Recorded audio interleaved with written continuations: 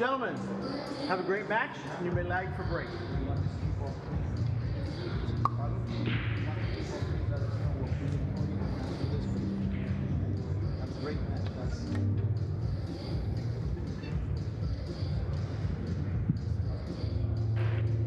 Tables 1, 2 and 3 will be streamed on WNT.tv, while the action on Table 4 can be accessed on the Matchroom Pool YouTube channel. It is top quality from morning to night, and we begin our main table coverage with a very useful and youthful clash in round 2.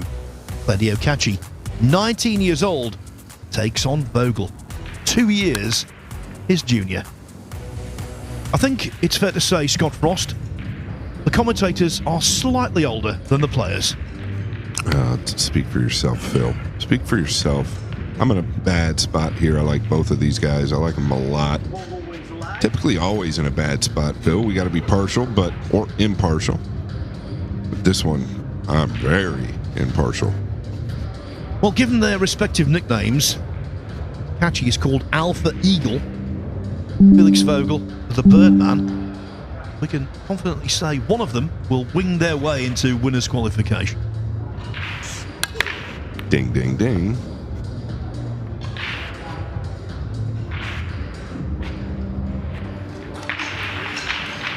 I thought yesterday Vogel might have a little stage fright when he took on Earl Strickland.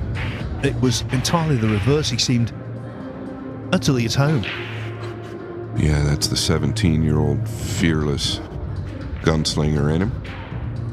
And he has a look on the 2. His concern is avoiding the purple 5, I believe, right now. I think he's better safe than sorry staying center table here if he can come short of the 5. It's thin enough. It's real thin, actually. So thin to the point where I don't know that you even take it on. But this angle looks completely different. Problem is, if you put too much right on it, try to shoot the gap to the right side of the table, that side pocket looks awfully big.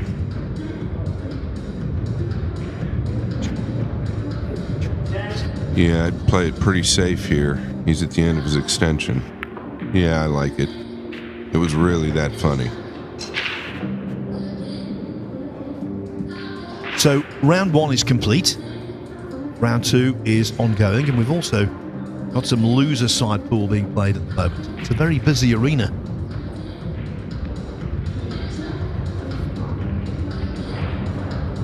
You know, it never seems to fail. If there happens to be a gap, you typically find it.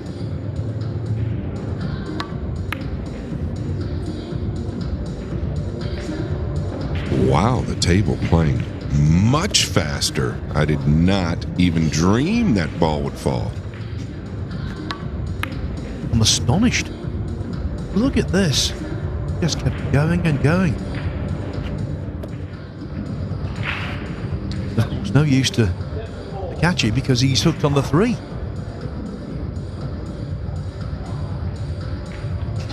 Yeah, now what?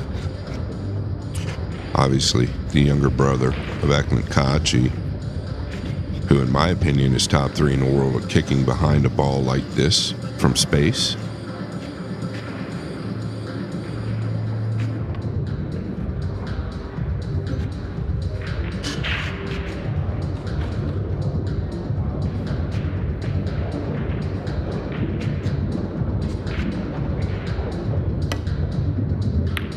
Wow. You're probably not going to get a good roll out of it unless that falls also, but nothing but square hits around here.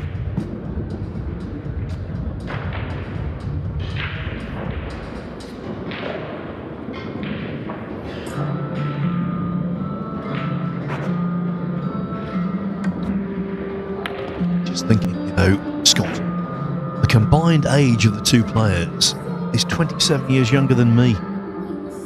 If that's not a cause for Tuesday morning blues, I don't know what is. I remember when I was on the snooker circuit and for the first time, one of the players' parents turned up who were younger than me. And now I think we're getting into the the realms of grandparents turning up. Not quite yet, but it will happen soon. Yeah, they're 14 years younger than me combined. I'm not too thrilled about that. Thanks for bringing it up, Phil.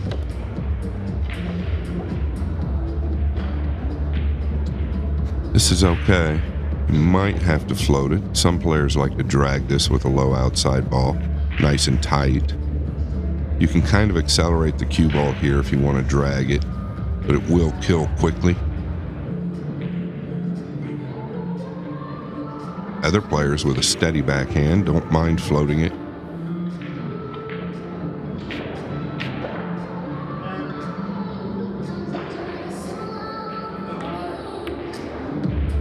And he floated it. I think one of the reasons Felix Vogel will do so well in this sport, he loves it. He loves being around it. Always seems really happy and appreciative. I noticed that at the Battle of the Bull last week. Got to the quarterfinals there, lost out to Chang Yulong 9-5. Within 15 minutes he was on another table practicing. Big smile on his face. In that Battle of the Bull, he had some really good wins. Overcame Lucas Fracasso Werner, Huang Nam Pham, Moritz Neuhausen, and the best of the lot, in his opening match he beat Carlo Biardo, the World 9-Ball champion, 9-6. Oh, look at this play here. This is okay, because it really couldn't go bad the way he played it. Very intelligent. Yeah, the way he played it here, I believe obviously trying to get above it, just lengthened out on him. But it couldn't go badly, so very intelligent.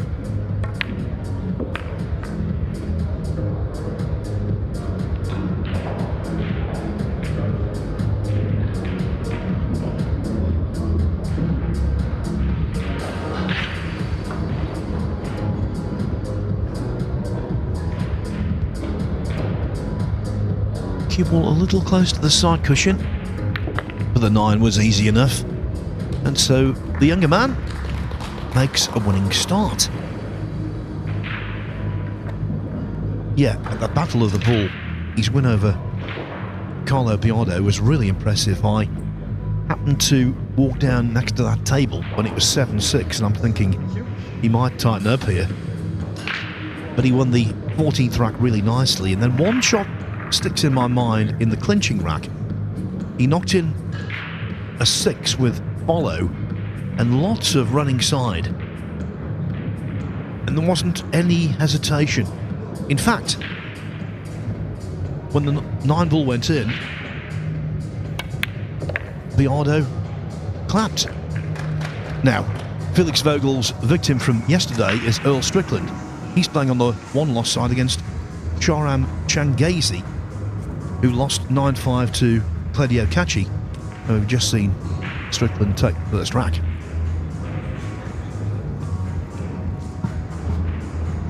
Tyler Steyer up against Raymond Linares. Steyer, you would say, Scott, a big favourite for this match? Yeah, Raymond been known to knock a few world-class players off their blocks, but Steyer just continues to quietly improve.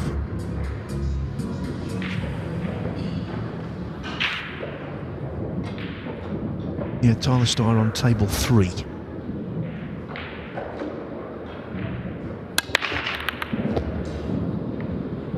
On table 4 on the Matchroom Pool YouTube channel, it is the aforementioned Carlo Biardo against Boris Ivanovsky of Germany. And Ivanovsky has won the first rack.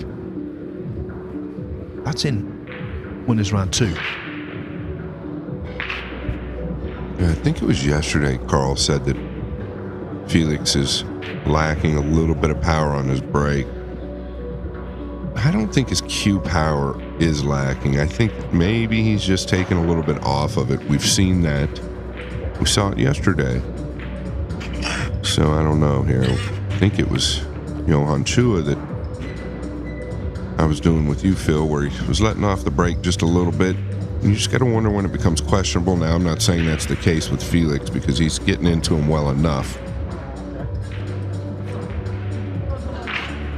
Yeah, there was one break from Chua yesterday that I thought was definitely questionable. The way he fought back and how quickly he played, that wasn't. Mind you, he was greatly assisted in winning that match by Quentin Pongas, who I thought let the match slip away. I wonder how much ego is at play here between these two. They pan to Kledio. John Lehman talking to Kledio. So not exactly sure. I kind of missed that as they panned to him. But I've been thinking, how much ego is at play between these two youngsters? They both have to have ego to be as good as they are. It's human nature. Yeah, I think the conversation was about a timing issue. Of course, on the main table, it's a 30-second shot clock with one 30-second extension per player per rack.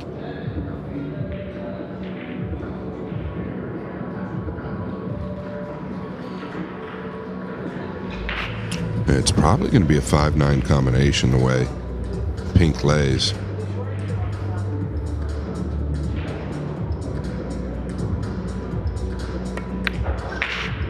Yeah, he got all of that ball. Really kind of used it to play the cue ball there.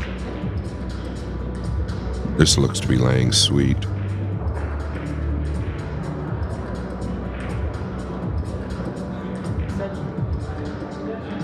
Yeah, even when he says extension, I said this yesterday, he smiles. It's amazing. Yeah, he's just a really happy soul. There's no doubt about that.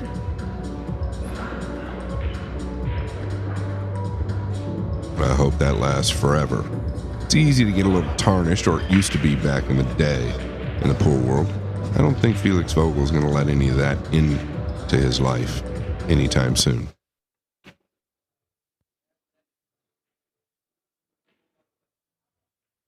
The 5-9 combination, it wasn't set on. He had to make it, and he does so with aplomb. So, Vogel leads 2-0. Now, he is 110th in the World 9-Ball Tour rankings. His best ever position, of course. There's no doubt he's going to significantly improve on that. As for Kledio Kaci, thanks to his run to the semi-final of the World Championship recently, and the $50,000 that yielded, he sits currently in 18th place. So a combination right now of round 2 and losers pool. I'll give you the round 2 scores first. Georgi Georgiev 1-0 upon Christoph Neumeier. Tyler Steidert won the first rack against Raymond Linares. Only 4 second round matches going on at the moment. We know about Felix Vogel, and we know about Boris Ivanovsky 1-0 upon Carlo Biardo. On the losers side, well, it is a race to 8 over there. Good to see Robert Hart is here. Had travel difficulties from the West Coast, so he missed his first match, gave his opponent a walkover.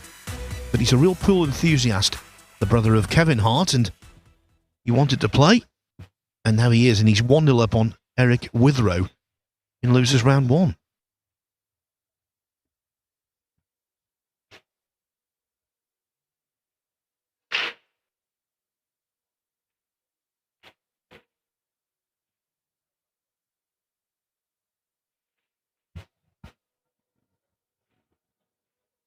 Yeah, and here's another look. 1 is down, 2 is down. Cue ball finished right by the 3, which is good. Always.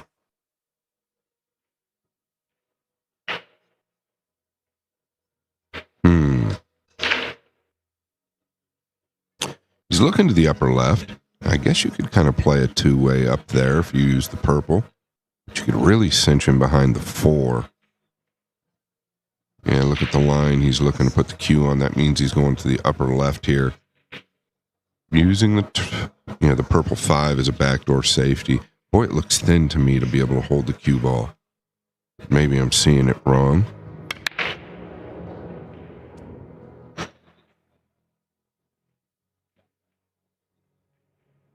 Yeah, it was thin.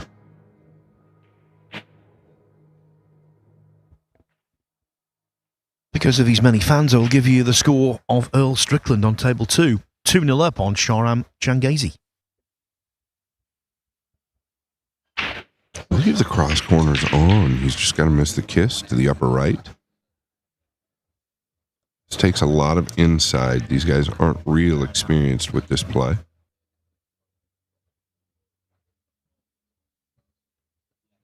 Yeah, I like the way he played it, though. Played it nice and short.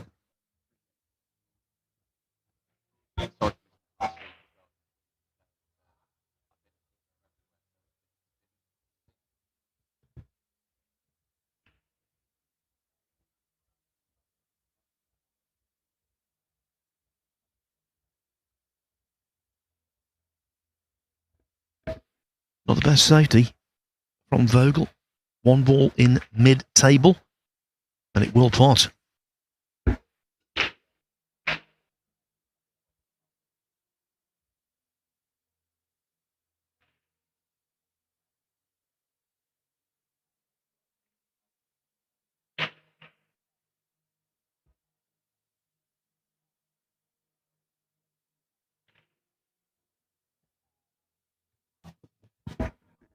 $3-0 Strickland. The Pearl on a whirl. Yeah, he could get going over there on that B side. This is dangerous. I don't know that he even shoots at it. I'm not certain. I'd like to have that other look. Yeah, this look here tells me he's going into the pink. Just don't know how heavy. I think you could use the 5 quite well here. Yeah, and that's what he's going to do.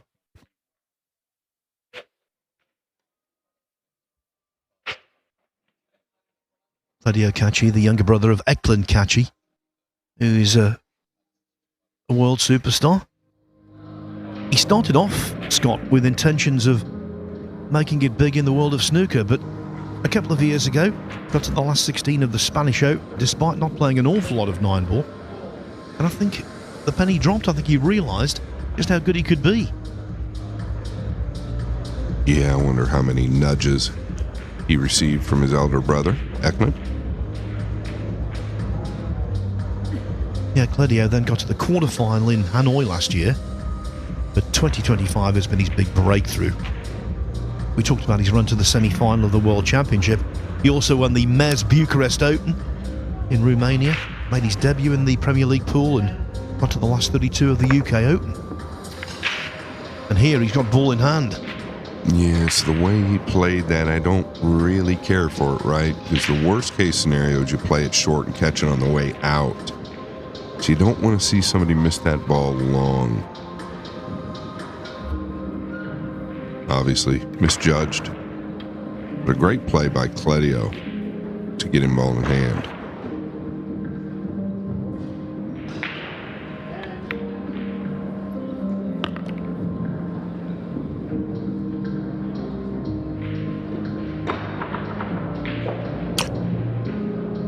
Just then on the lower left, you'll see the shot clock.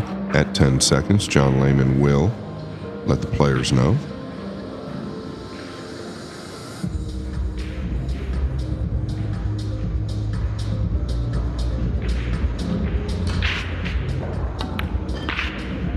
Little different style between the two. Kledio a little more natural, a little more free-flowing. Doesn't mean anything, right? I'm just talking about the styles. They're both superior in their own right.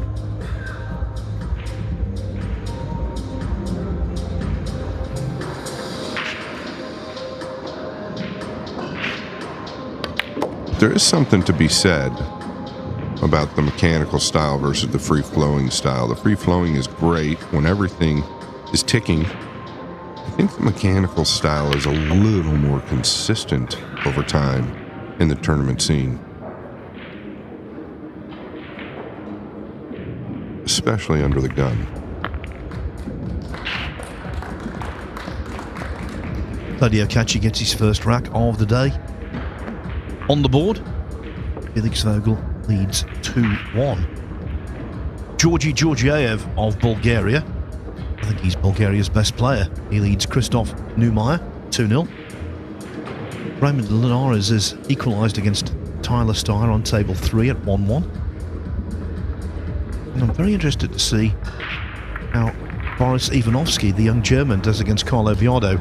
Well, Viado has just equalised over on table 4. You can access that for free on the Matchroom Pool YouTube channel. Now this is our latest look at 3. The third rack coming to an end. And usually the 7 and the 8 aren't there.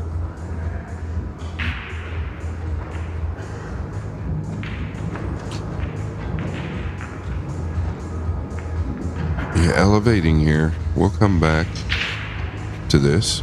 Telling me he's going to go 3 rails, I guess.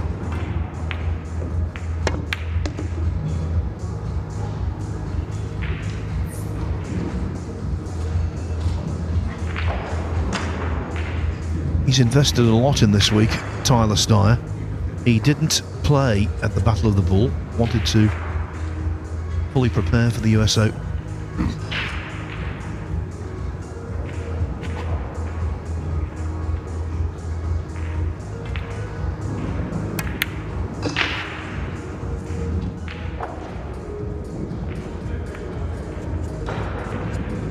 Kledio got the 1 down here on the split screen on the left side. Nothing beautiful on the 2, I can tell you that. I don't see where you go if you don't stay aggressive.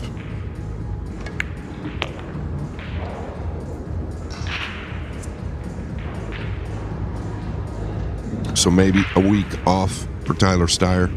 Avoiding the Battle of the Bull will do him some good. In the world of horse racing, sometimes they refer to a horse as best when fresh. Maybe that's going to be Tyler Steyer, but will he take the winning post? Well, he's 2-1 up. Yeah, I think he might attack here. So leveled out, either that or he's kicking from behind, but I think the attack, he's coming thin down below. So tough to get there, but recognizing the distance and what value that brings.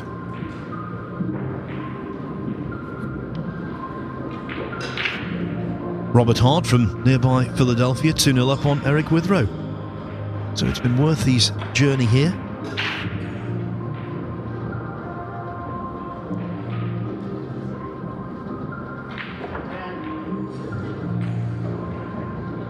I think you just got to trim this over to the top rail. That works, and I didn't like bringing it down where the 3's at, but I guess it's okay. Just felt it was a little more dangerous.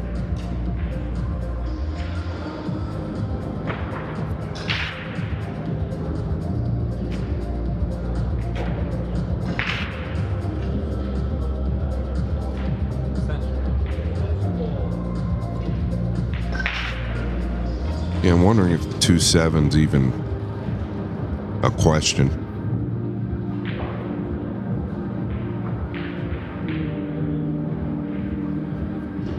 To the lower left. But maybe looking at the 2 off the 3.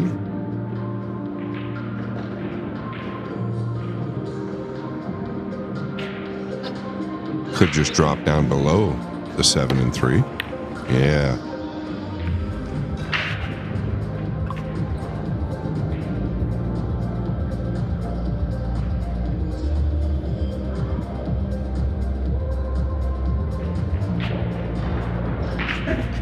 There's no doubt who's got the best name in the tournament.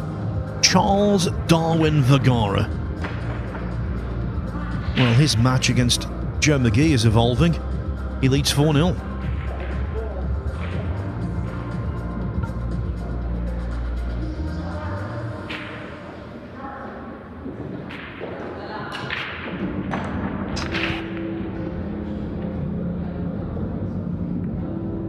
Yeah, at 17 years old, to be understanding what's happening on that shot tells us all we need to know. Well, of course, This is the 20th anniversary this year of a 16-year-old winning the World 9-Ball Championship.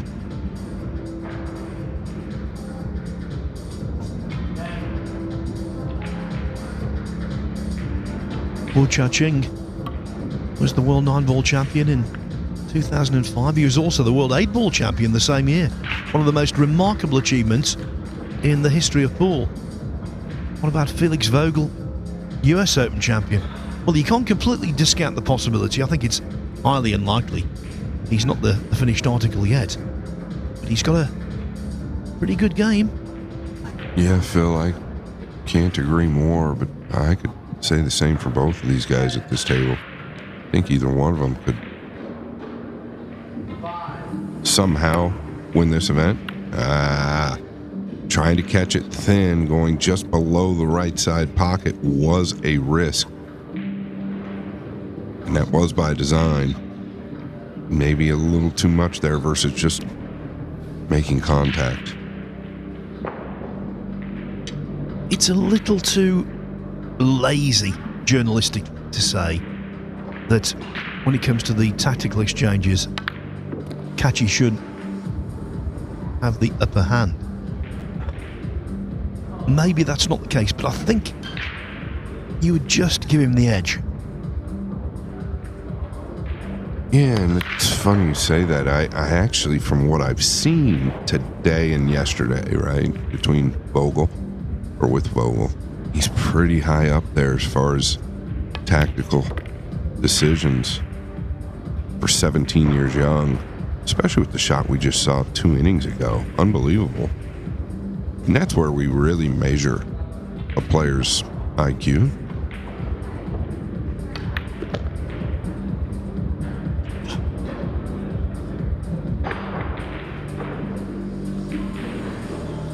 Yeah, the greats learn quickly, don't they?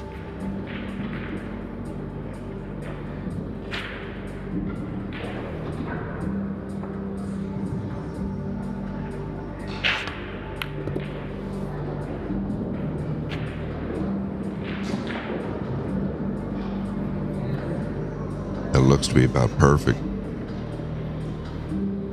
You can pound out of the lower right here. You can get as deep as you want into this lower right corner. It's never going to go to the side. He came up one rail. He's going to be a little thinner.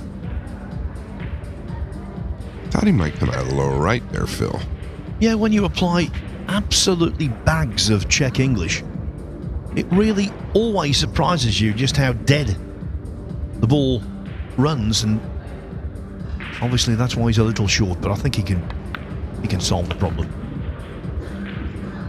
Yeah, the steep angle really carried him well to the 9, just had to bury the ball. Neither's good or bad. The decision he made was what was best for him.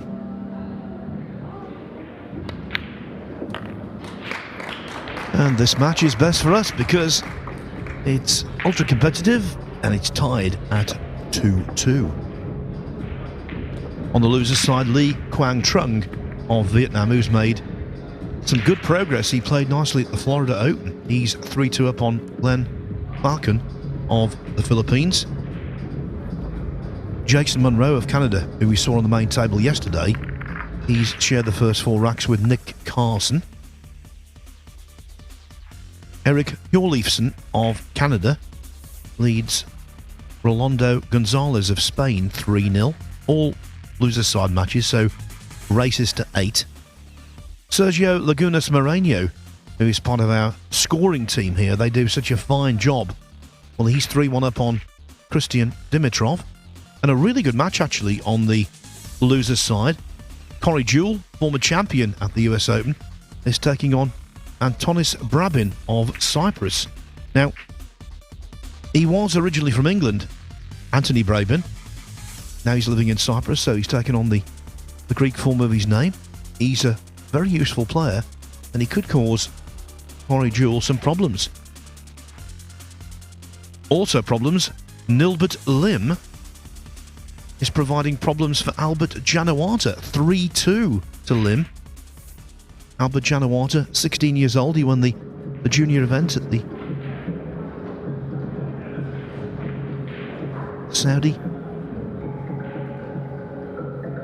World Championship recently. Lots of potential, much like these two. Yeah, Albert Januarto. That is a name you better keep on your list. He is right there with these two. It's just shocking how much talent the World 9-Ball Tour is bringing out, and he needs to get clear of the 9.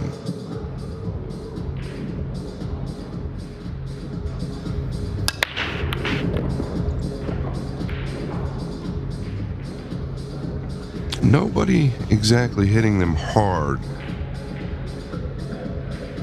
John Lehman performing a little surgery.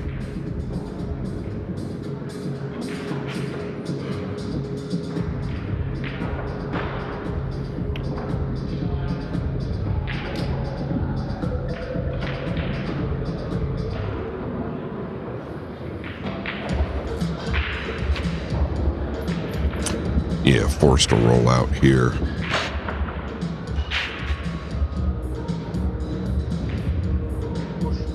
You've got a lot of push options just due to where the 3 is. Now, there's not a ton of cover-up table. But you could leave him long and somewhat straight. You could leave him off-angled where the scratch line is on. Yeah, like this.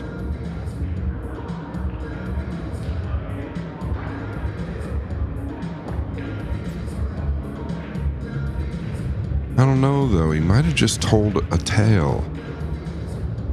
If he puts it here, he was looking at the line to the upper right corner for the blue 2.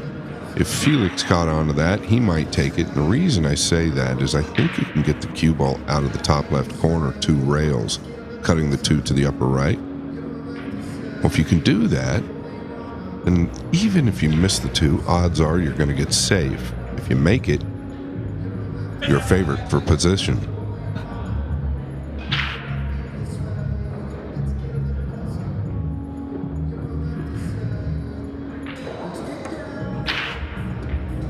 Yeah, and this is exactly what I was touching on. Now, that would be cold if it stopped, but it did not. What a great shot.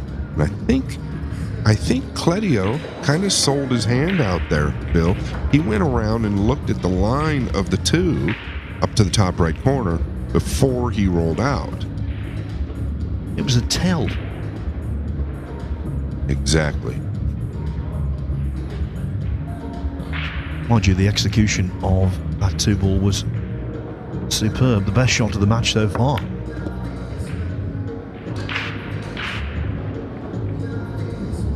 So these two fighting for a place in winners' qualification. Tomorrow, it would be against Woo Kun Lin, who's a former World 9-Ball Championship semi-finalist. Yeah, Felix made a little bit of a mistake here, getting thinner than he would have liked on the pink.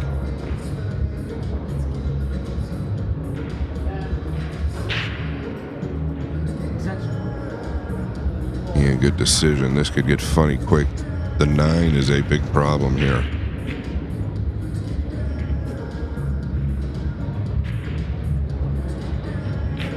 He'd like to draw off the 8 and catch the pink a little thinner to go into the 8 more full.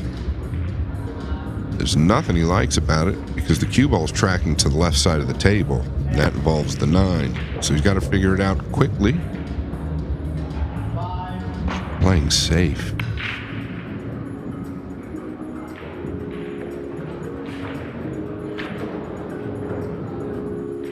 Yeah, trying to play safe and unsuccessful. He could get past the green 6. That was a blunder. Yeah, maybe a little bit rattled there as the clock was winding down on his extension. I cannot tell, but I felt like he had a look here. Well, I was sure he could. Yeah, Phil, I think he's got it.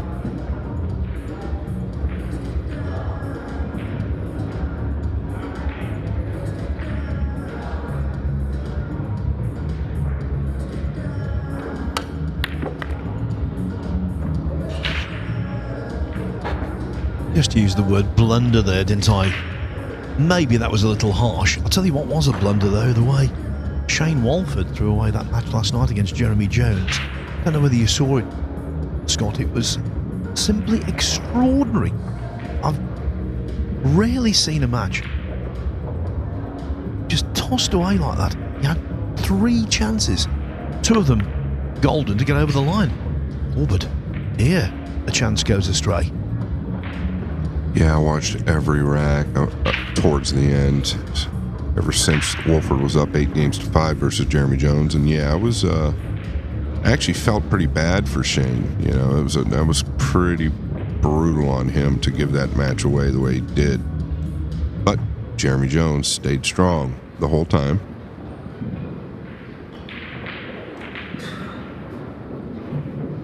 These two, and I don't think you use the term blunder out of order in any way. I think that Felix did blunder. I think he did make a mistake when he had the pink to the lower right. I think you just got to take your chances there. You're in control at the table. If you don't get where you need to be, play safe on the purple 5.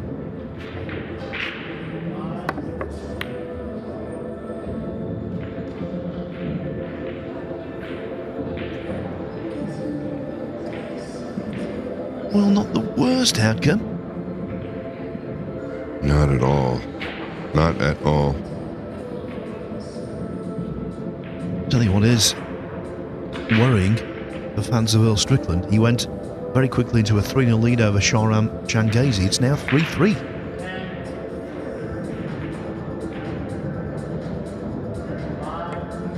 Better news, Strickland has just won the 7th rack as I speak. Yeah, I think both these guys here would like this game to be over. Just one of those games that have turned awkward.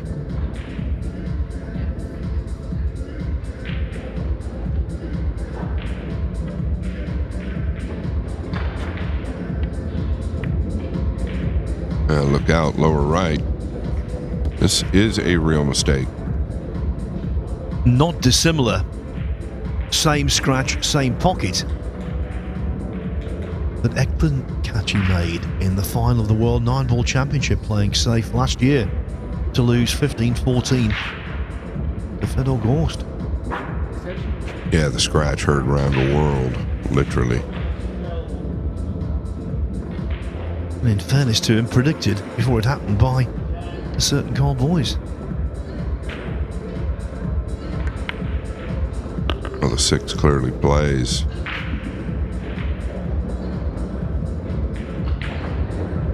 Well, he's looking at it now like it's super tight. I guess maybe you want to look at that a bit prior to position.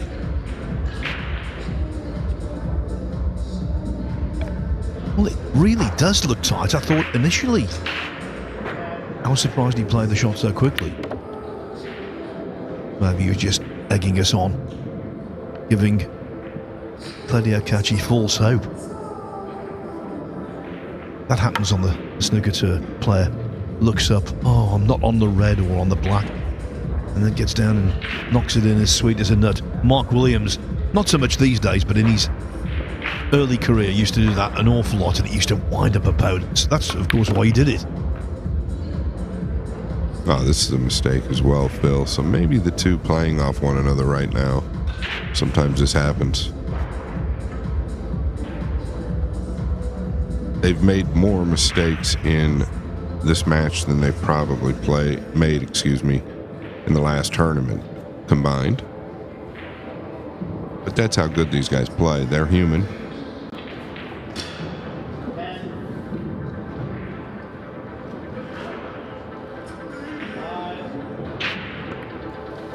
Seeing a little bit of everything here. Time struggles, position questions, tactical concerns.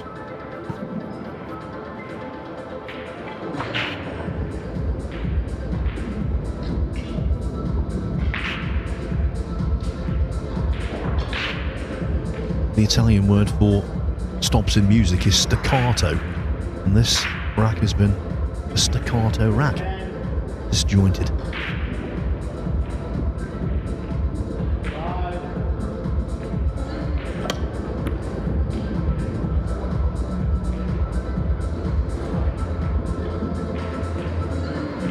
oftentimes fortune favors the brave. I don't necessarily believe that's the case here.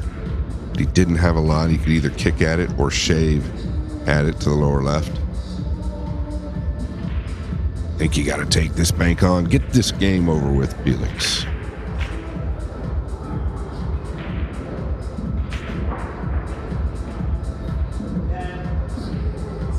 Yeah, just stay well below the 9. No, he did not stay well below the 9.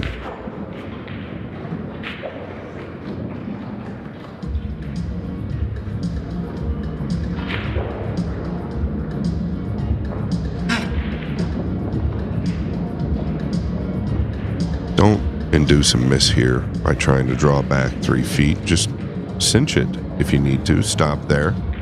Take distance on the 9. Very good. Yeah, did the right thing because he's such a good cueman.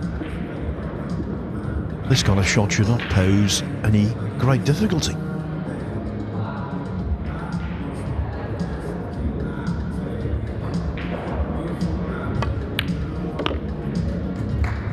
Well, it was a low quality rack that, but it won't concern Kledio Kaci now because after being 2-0 down, he leads Felix Vogel 3-2. On table 3, part of our streaming service on WNT.tv, Tyler Stye looking good against Raymond Linares. They're just about to start rack 6 with Stye 4-1 ahead. Earl Strickland had that blip. He was 3-0 up. He was pegged back to 3-3 by Shahram Changazi. But now it looks as though Strickland is going to take a 6-3 lead. Indeed, he does. Georgi Georgiev in the second winners round, 4-1 upon Christoph Neumeier. And let's see, right at the bottom of the draw, now the number 2 seed, and the World 9-ball champion, Carlo Biardo, is faring. Well, he's not having things his own way on table 4. You can see that on the Matchroom Pool YouTube channel. Boris Ivanovsky and Biardo are 2-2. The winner of that match in winners qualification will take on Luong Doktien, who achieved yesterday one of the most astounding results of the entire day. He whitewashed Dennis Grabber 9-0.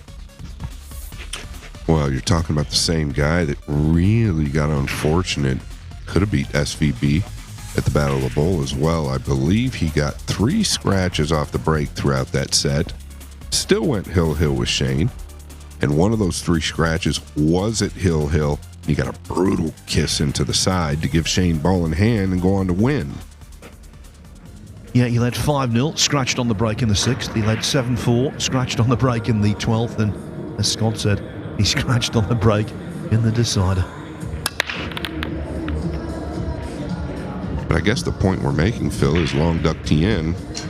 Well, he's hitting them pretty good. I think he's playing better than he's ever done.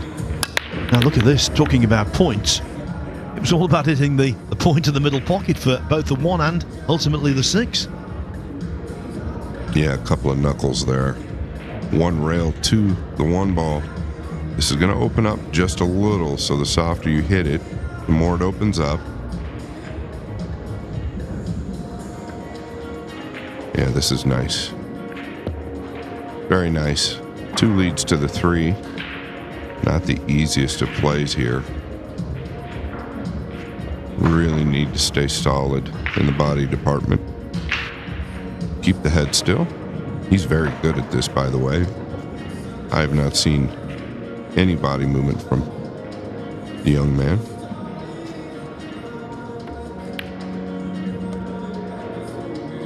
In off the near jaw, but in nevertheless. Yeah, if you're going to start moving on shots at the age of 17, you've got problems. Nerves are still intact. There's no great scar tissue.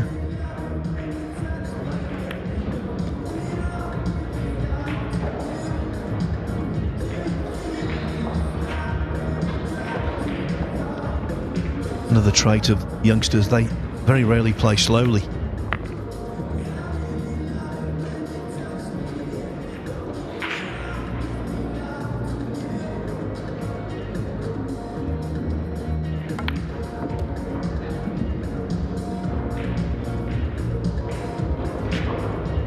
consequently, Scott, the 30-second shot clock is now in position for him at all.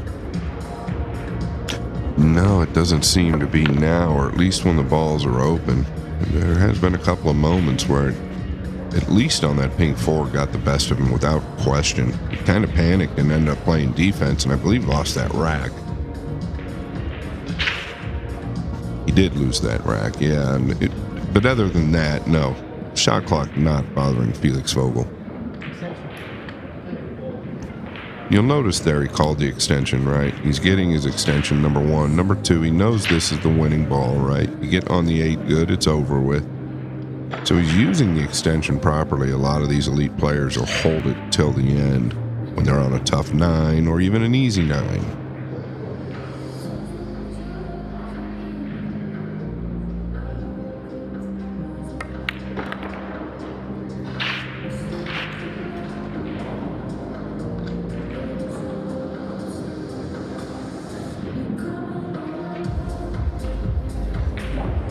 Boris Ivanovsky 3-2 up on Carlo Biardo. We'll keep an eye on that one.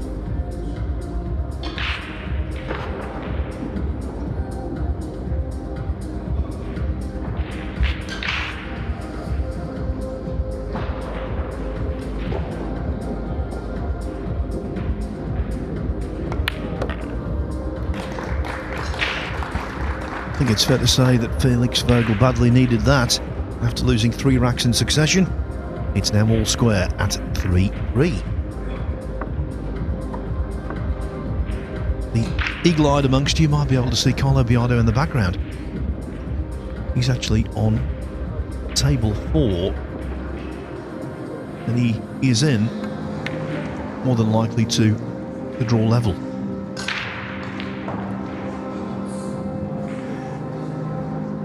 Fedor Gorst completed the World 9 ball in US Open dub.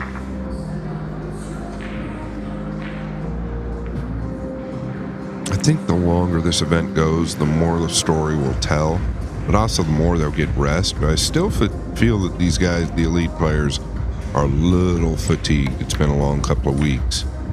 So every night's sleep is worth a ton right now. I think rest is much more important than practice at this point.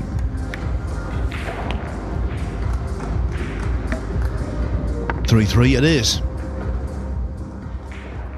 Must say, what a magnificent room we're in at the Harrah's Resort and Casino. I think 28 tables are going on simultaneously, and they fit in, not like a glove, they fit in easily. You could have a few more than we have got.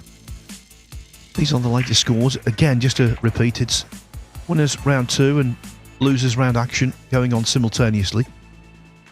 The big difference, it's a race to 9 on the winner's side, a race to 8 on the loser's side, apart from losers qualification, which comes your way tomorrow when it's a race to 9 again. There's that great name, Charles Darwin Vergara, 6-2 up on Joe McGee. You might remember Joe McGee. He was the player. He's actually a businessman, a bar owner from Philadelphia. I spoke with him yesterday. Yeah, he was the one who played Judd Trump when Judd Trump made his 9-ball debut here a couple of years ago. That's right, Phil. He's actually a good friend of mine. We've been friends a long time. Great guy and loves pool. Why don't we take a quick look at table 3, where Tyler Steyer is in charge. He leads Raymond Linares 6-1.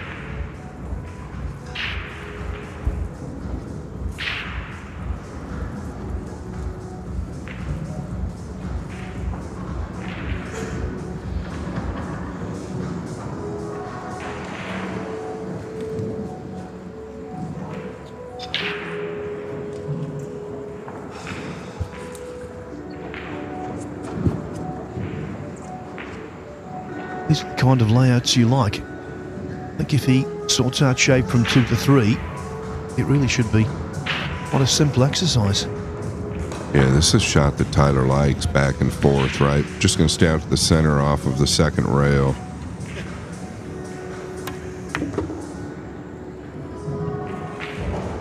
Very well handled. Can play the 4 in the same pocket if he needs, or go forward.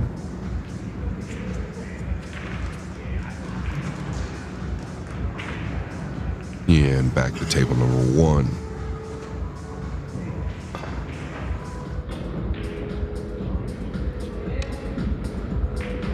If Steyer wins, which looks increasingly likely, he will probably play in winners' qualification Georgi Georgiev, who's also 6-1 up over Christoph Neumeier on table 5. And Tyler Steyer missed the 3 that we left him on. We gave him a little too much credit there. Here's another look. Just long with the 1. The 6 did fall, so fortunate to get even a gap here on the 1.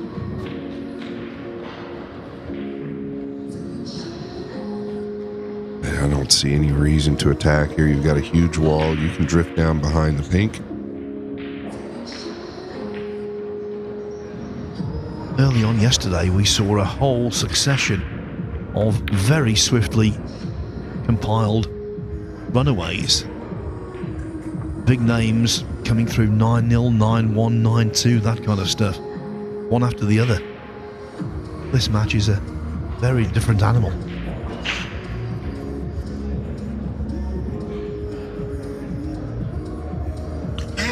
Yeah, to be fair, it's 10:53 a.m. Pool players typically don't start playing pool. Well, their biological pool clocks don't start playing pool till about 10:53 p.m. Maybe that's the struggle. They'll get with it.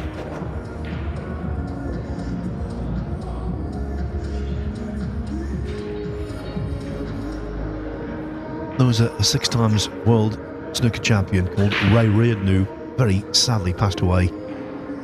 Not recently, actually.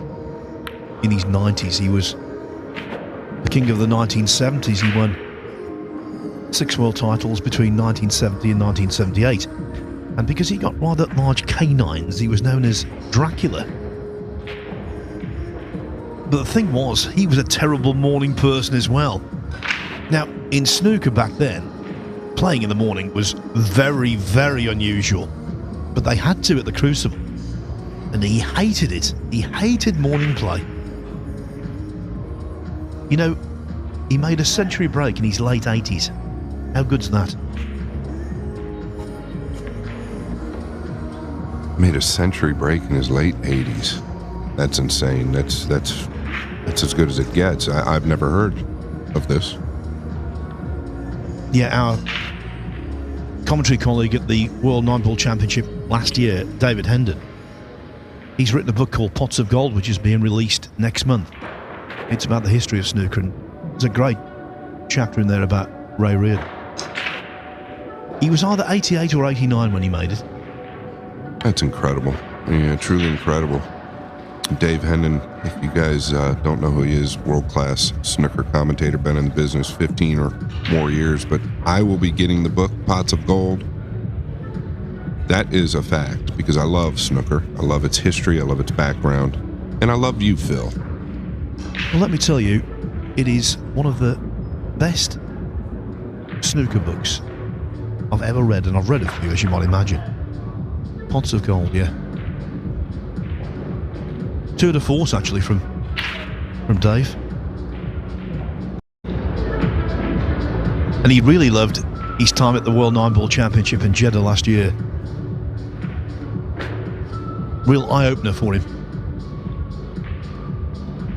Yeah, it was a pleasure working and meeting him. Well, I think he's got to just shave off the left side. It's tough. Got to hit it real thin here. Oh, and he has. Not easy to get it down here below the 3, 9, and 7 like this. That is very good.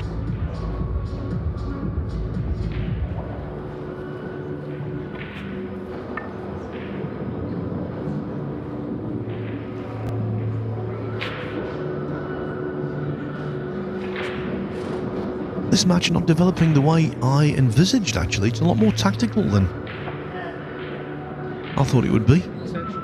Yeah, I think they're both showing quite a bit of respect to one another, though. You can just kind of feel it within the racks, which I like. Of course, we want firepower and fireworks. I think that still might be coming, but off to a little bit of a scrappy start, just the way the balls are lying and the way things are happening.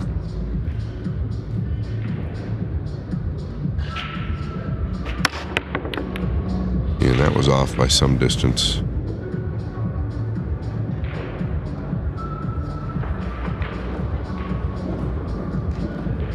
And the one flies into the pocket on the right-hand side at the bottom of your screen. Yeah, taking a peek at the 3-9 to the upper left, that would be a dream because I don't know that the 3 has a pocket.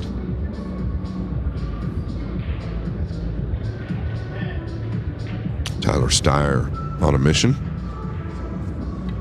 on our right side.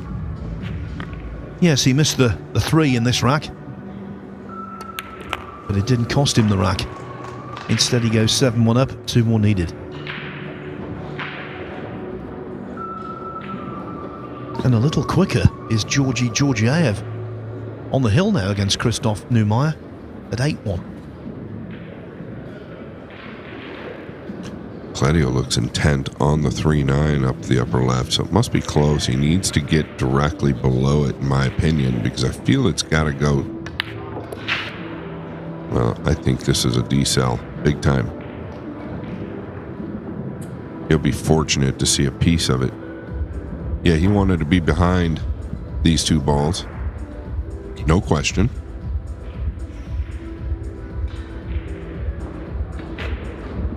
I think at the last minute he was concerned about overhitting it and getting past the 7. And there you can see from this view, the 9 is on to the upper left. So he's going to have to do something here, whether it's just feather the 9 and tie these up. I don't know. The 1 rail to the right side looks tough.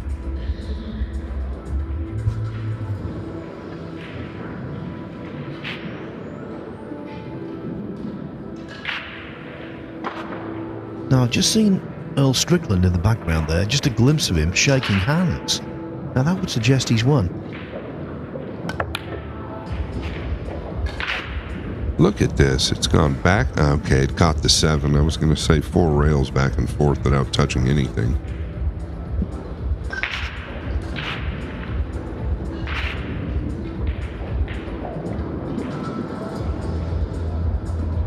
Earl Strickland has progressed. He's beaten Shahram Changazi 8-4.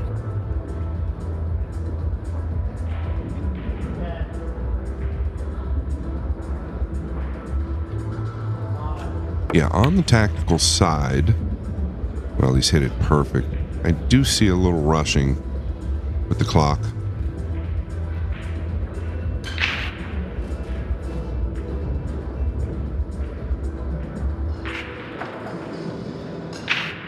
Boy, I believe this has been a long rack. I believe it's been several innings now. Felix Vogel put him behind the 4. It feels like truly 7 or 8 minutes ago. Absolutely. The match started exactly 1 hour ago and it's 3-3. Not as a result of slow play, of course, with the shot clock. And you never accuse these 2 of being ponderous. Just purely because so many racks have been like this. Lots and lots of defensive pool. Yeah, and just like right there, Kledio catches a piece of the 3, makes a good hit, while Felix has to return. And it's really just credit to how good they're playing, even though not everything is laying great.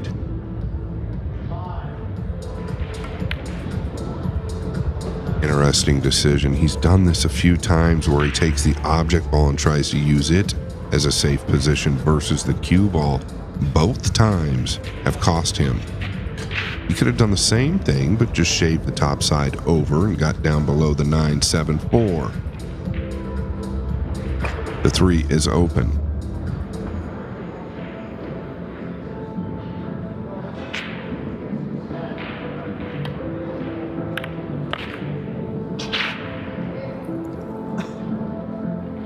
I will say this. I think one of the reasons why the match has been so lengthy up to this point, apart from the defensive nature of it, the balls haven't cooperated for either player, have they? Little kisses and nudges haven't worked out.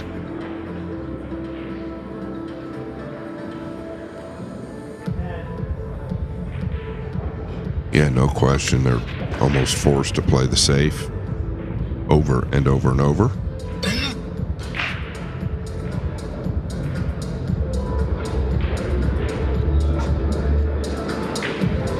And there is Moritz Neuhausen, or Neuhausen, and Stu, Montana Stu, one of the best or biggest fans in the business.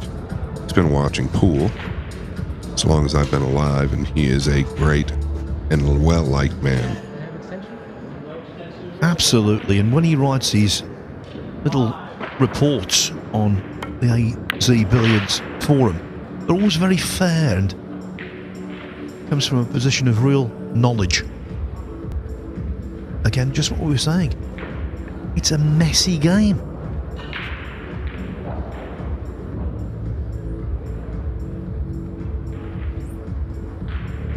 Yeah, everything just finishing funny.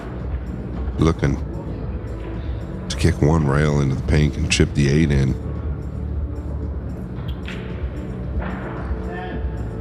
And see, here we go again with the shot clock. Tactically, both players managing it a little worse. I really liked that decision if he catches it a touch thicker, but still finishing funny.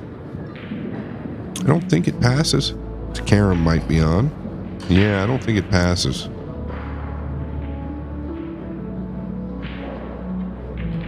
Well, Scott, if every rack were this lengthy, we would be sleep deprived. Well, it's my fault, Phil. Yesterday I was bragging to Carl how many good matches I've had, or we've had. This is dangerous here.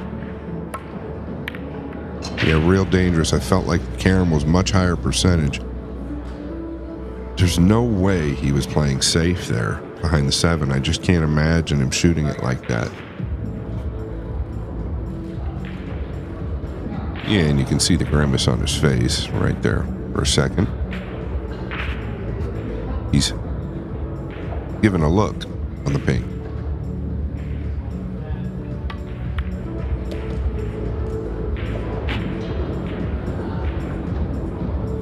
Kaci also had a sneaky look about the 8-9 combo to the far right-hand pocket, but didn't look on.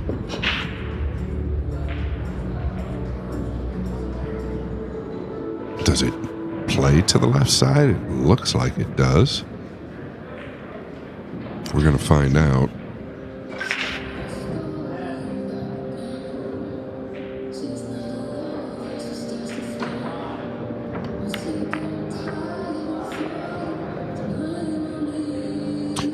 Yeah, every shot going down to the buzzer. The John Lehman buzzer.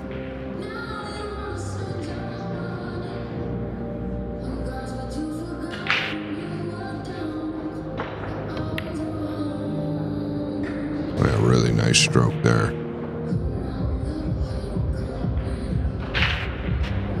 Yeah, I think that's the bedrock of Kledio Kaci's ascent in 9-ball. Really dependable cue action.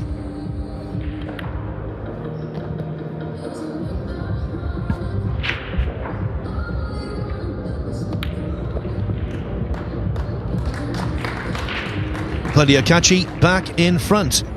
It was 3-2, now it's 4-3. And congratulations to Bulgaria's Georgi Georgiev into winners qualification. Very comfortably beating Christoph Neumeier from right here in the United States, 9-1. Tyler Steyer on the hill. It's been like this. Raymond Linares. The only other winner's side match going on right now. Well, Carlo Biardo went 4-3 up on Boris Ivanovsky, but it's 4-4. Ivanovsky proving quite stubborn. On the loser's side, James Blackburn on the hill against Rajman Pali at 7-2. Robert Hart in line for a victory, 6-2 up on Eric Withrow. Vitim Haradinaj, really good player from Kosovo. He's 4-4 with Win Hai Dang. Also on the hill, Japanese World Cup player Masato Yoshioka. 7-2 on Yesid Garibeo. Wally Dashim of Canada 6-2 on Win Wang Nat. And Albert Janawata now getting his own way against Nilbert Lim. But not over the line yet, he's 6-4. Mario He, unaccustomed to being on the loser's side so early. He's on the hill against Rahat Hassan Thakur of Bangladesh at 7-2.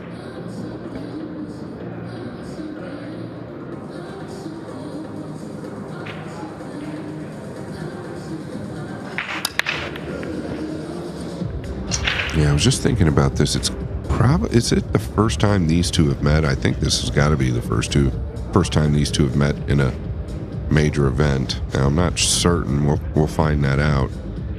I wonder what kind of factor that plays as well, because they're both kind of trying to figure out each other's styles and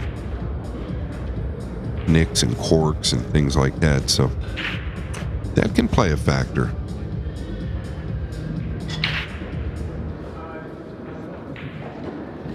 I'm also a great believer that sometimes there's no reason for something happening. Absolutely. No reason for a match going like this. No reason for a match being terrific. It just happens. But I think it's an unaccustomed position for both of them. To be involved in a dogfight, which this is. Yeah, but I'll say, Phil, from experience, right, when you know there's another great player involved and you've never played them and these guys are so young, there could be some of that there where they're, trying to understand each other's styles, a little bit intimidated from both each other, so who knows what's all involved. But I totally agree with what you just said. No, I think you're right. I think definitely the interpersonal dynamic is affecting the match.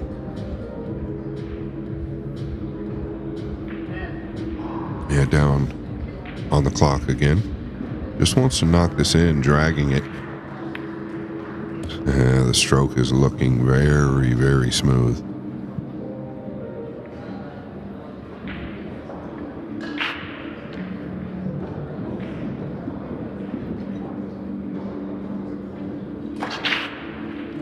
Okay, he's going to get a little above the 5 here. He just wants to make sure that he doesn't involve the 8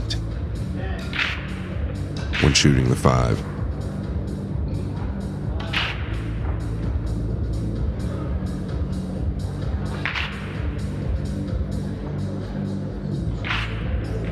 Yeah, he can draw out tight, but it's a little touchy.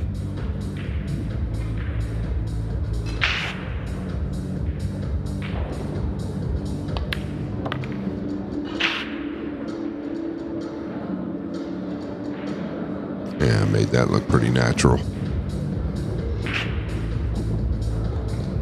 I believe this is the first time somebody will be in the lead by 2. First time for Kaci. Of course, young Vogel won the first couple of racks, but that seems like an age ago.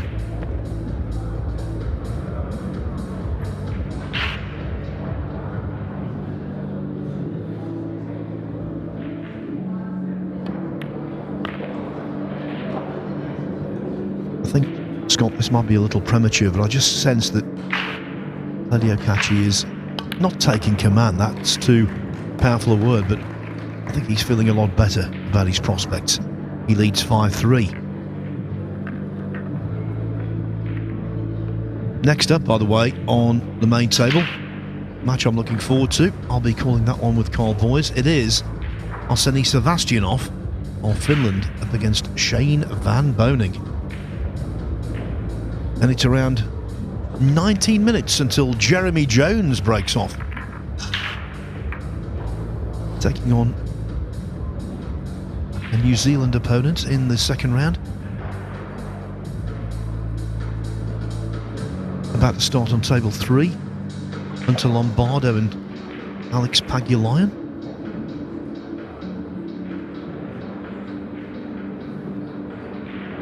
On table 4, we've got a very interesting scoreline. Boris Ivanovsky, 5-4 up on Carlo Biardo. Biardo is at the table potting balls, but it's not an easy run out. Not easy because of the position of 4 and 9, but he's dropped so nicely on the 4. That problem is going to be eradicated. Yeah, but the real work, 5 to the 6, and then the 6 to the 7. He's got to get pretty flat on the 6. And then the 8, opposite side of the table of the 7. And now he's really stretched.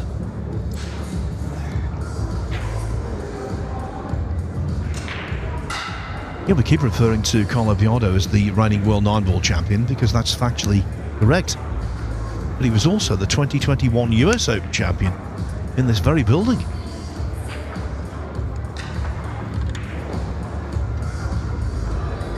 Yeah, we're split screen for you. Kledio breaking on our left side. He's got the 1 down. Does he have a pocket for the 2?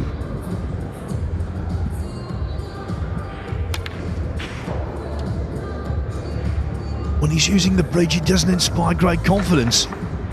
Carlo Biardo, he always looks ungainly, I think. But the action he got on that cue ball was amazing. Yeah, it was either too much or not enough, because I don't believe he's got a good look on the green.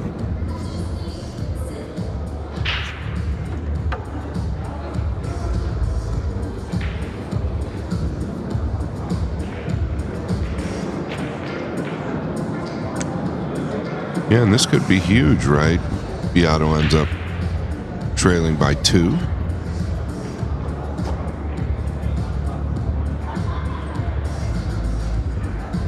Kledio looking at the side pocket for this 2 ball. I think he could just... It's tough to get the cue ball free of any object balls down low unless he really kills this.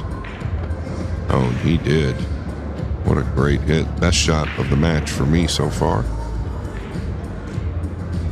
Absolutely, especially with the application of side and cutting back into a blind pocket.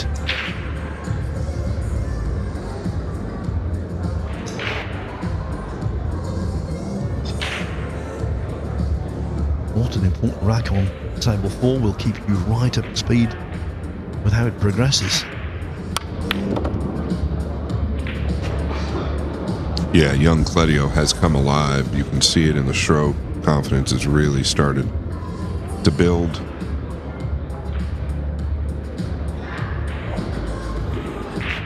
Yeah, Tyler Steyer, by the way, did complete a 9-1 win over Raymond Linares.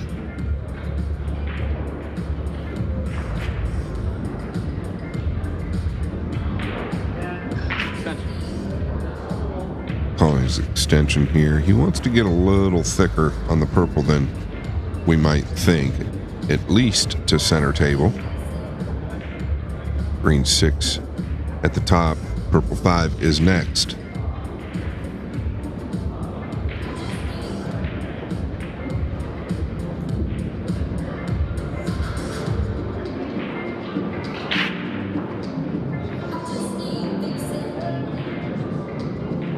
Yeah, this is why he's pounding forward. He'd like to be more straight.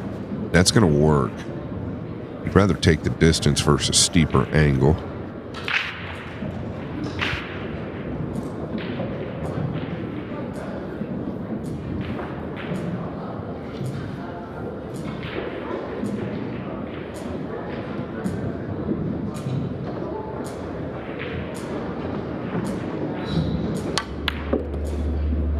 Wow. You can just hear how crisp that hit was.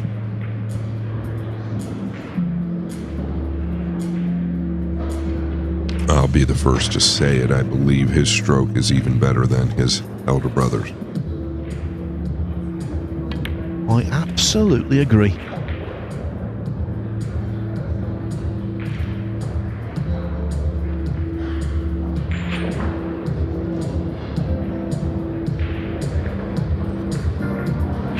Now, when it comes to who's the better player, that's a completely different debate.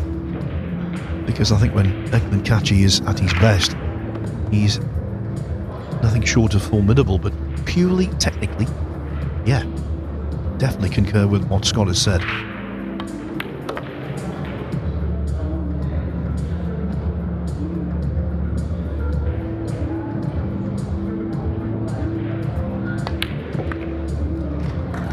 Kledio Kaci has won 6 of the last 7 racks in this match. He's won the last 3 in succession, and he leads Felix Vogel 6-3.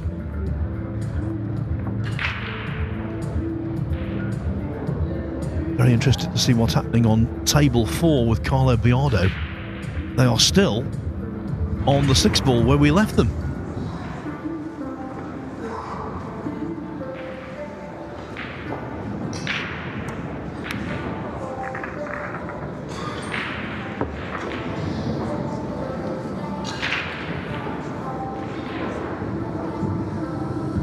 Yeah, it took a little time to make that decision, but we can see why.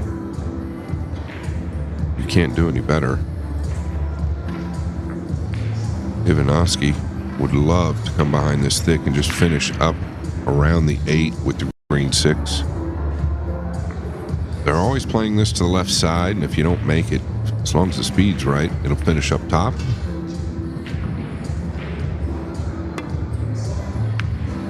I got into it way too much. I think Carlo's going to have a look to the upper left.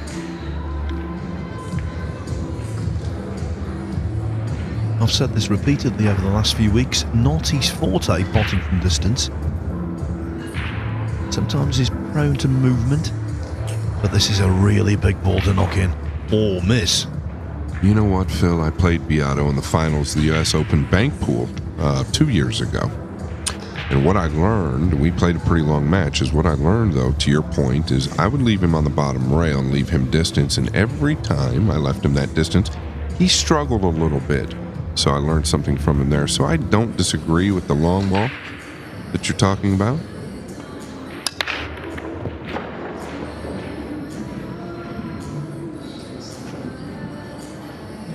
Well, playing the green 6 at that pace, he knew he was going to leave it in the jaws, and he has done.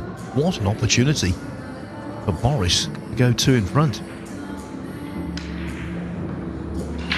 Yeah, and then over here on the left, still off and running, is Kledio Kaci. He's got the 1 down and the 2-7. Looks nice.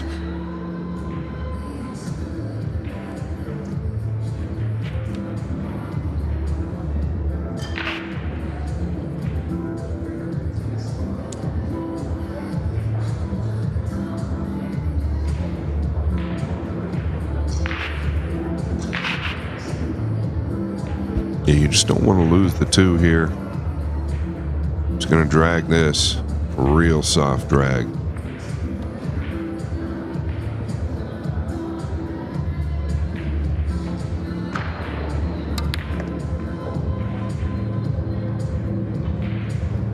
Terrific pot with English attached from Ivanovsky.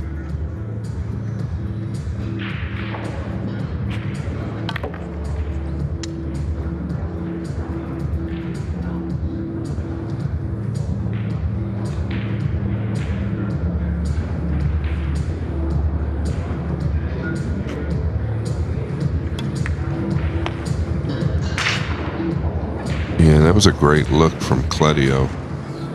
Straight on, but he's overdrawn to the 3.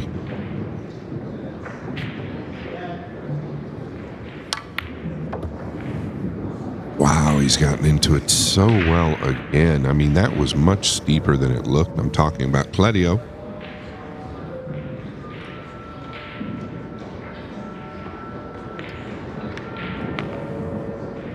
Carlo Biardo in trouble. In danger of being sent to the 1-loss side of the draw. He trails Boris Ivanovsky 6-4.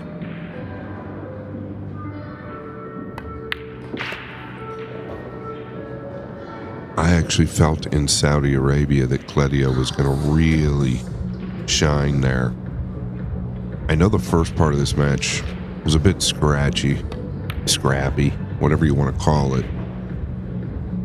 But from what I'm seeing, he's hitting the ball as clean as I've ever seen it.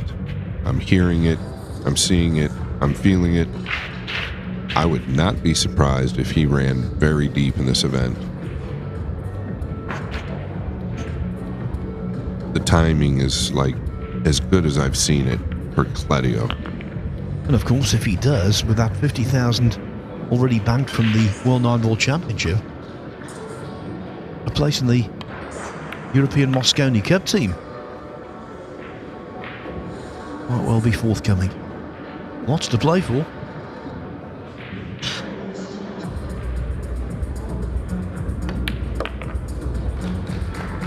It is now 7-3. Felix Vogel won the first couple of racks. Since then, Kaci has been undoubtedly the better player. Now over on table 2, we've got a former champion, Francisco Sanchez Ruiz, just starting out against Met Vergara from right here in the USA.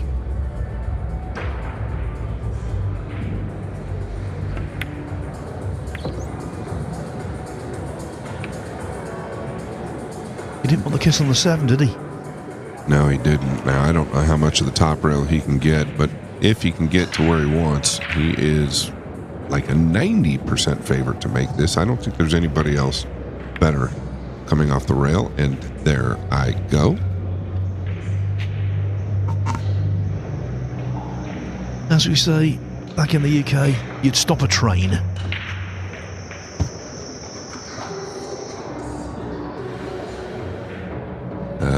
Lovely. As part of my contract with Scott that I have to come out with a couple of British phrases every match. Yeah, I absolutely love them. I'm sure everybody else does as well. I think the one he enjoyed most, it was at the tail end of a match at the Battle of the Bull, and basically the match was over, and back in the UK, if a sporting event is over, we'll say weighed in at Kempton Park races in London. Of course, that means when it's weighed in, confirmation of the result. Yeah, that one got the best of me. There's no question. All right.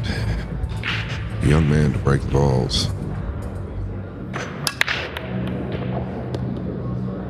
Yeah, I think the cue ball getting center table was by design. The 2 got a kiss down low. This is starting to be a thing now. Instead of tracking towards the 9, they're tracking below it and then above it, because the 2 finishes high more often than not.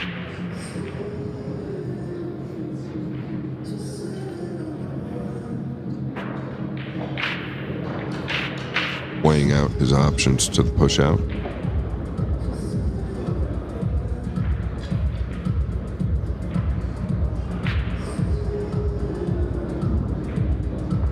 Yeah, I'd be a little careful going to the upper left side. I do not mind the first thing he looked at between the 8 and 4 or the 8 and pink.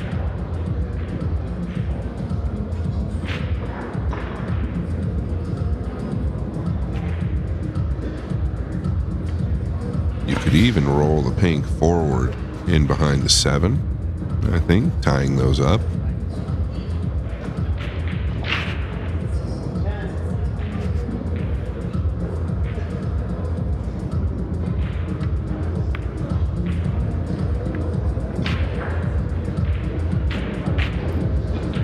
Basically the same thing there, Phil. Different ball. Yeah, tactical advantage for Kaci. Tactical advantage on table 4 for Boris Ivanovsky. Malabiado's in all kinds of strife early in rack 11.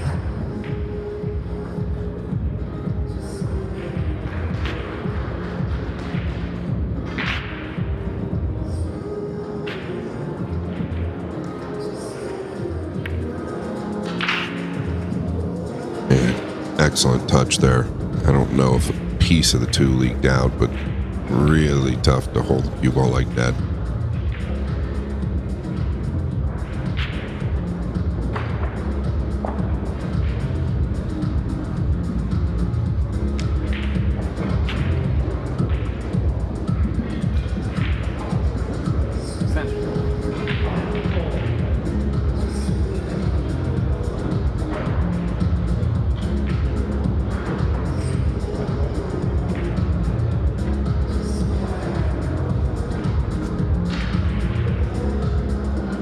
I just don't know how much of this 2 he can see.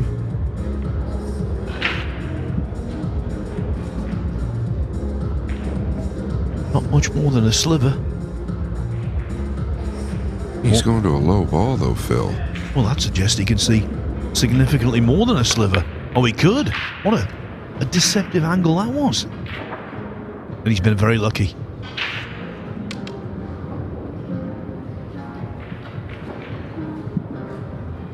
Yeah, he's definitely gotten away with this. Obviously, the way he hit it, you've got to feel like he was trying to take it onto the left side, unless he thought the 2 was just going to go that far and finish up top. Hard to believe. He's going to take the extension. Can you 2-rail this out and tuck under the 4? Takes tremendous touch.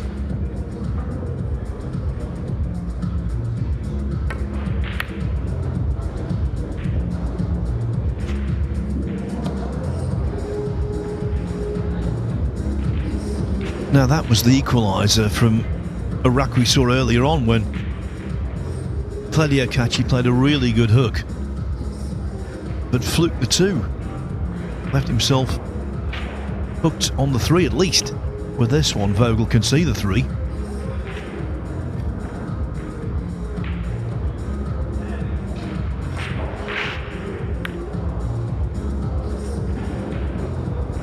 Actually, a really nice hit there. Just protecting the 3. Easy to double kiss that hit.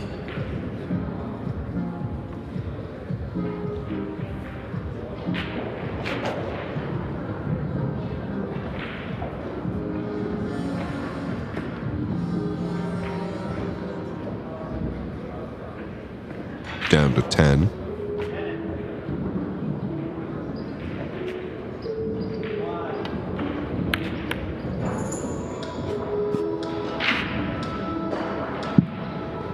Yeah, now that one wasn't easy to double kiss, but he managed to find the kiss.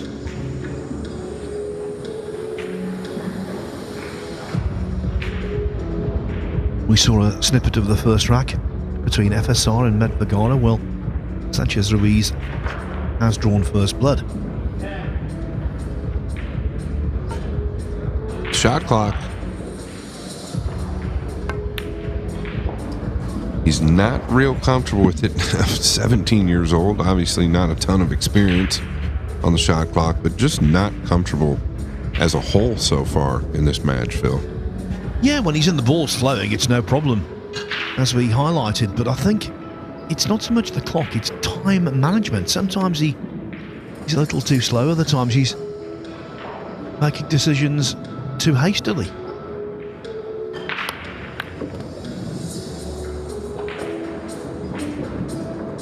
Yeah, and that was a great look right there of the cueing from Kledio. His last stroke is very similar to his brother's. His practice swings are a little more natural, a little less tight, a little more loose.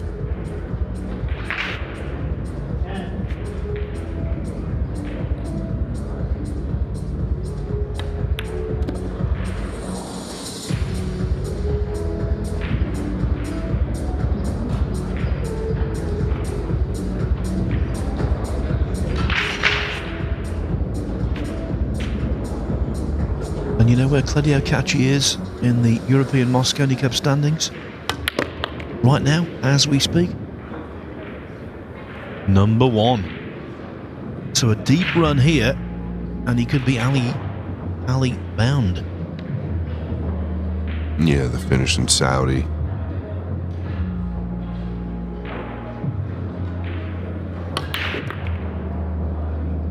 Number 2 and 3 on the European list, Joshua Filler and Francisco Sanchez Ruiz.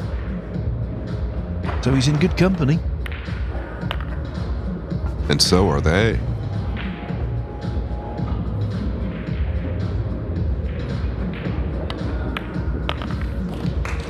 Kledio Kaci, 19 years of age on the hill. Yeah, he got to the last 16 of the Spanish Open in 2023 as a 17-year-old. Same age as Vogel is now. Quarter-final in Hanoi the following year. Then he realised, I think, basically investing all of his Q Sports time into pool was a good idea. And this year, everything has paid off. Semi-finalist in the World 9-Ball Championship, played some lovely sets there. He won the Mayor's Bucharest Open, a World 9-Ball Tour ranking event in the Romanian capital. Had the pleasure of making his debut in the Premier League in Sarajevo. Made the last 32 of the UK Open. If you could go, well, let's say to the last 8 quarter-final here, Scott, I think a debut in the Mosconi Cup would very much be on. Yeah, it'd be hard to stop him at that point.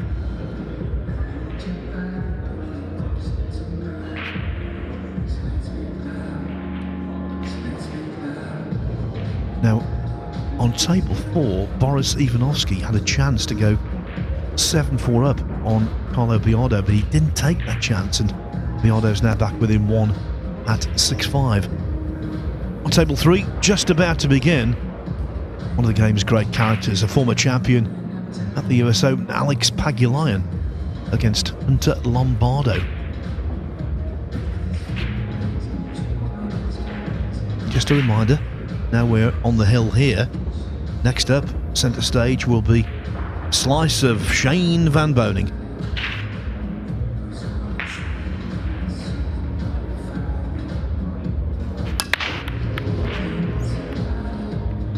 Yeah, 1 down, 2 ugly.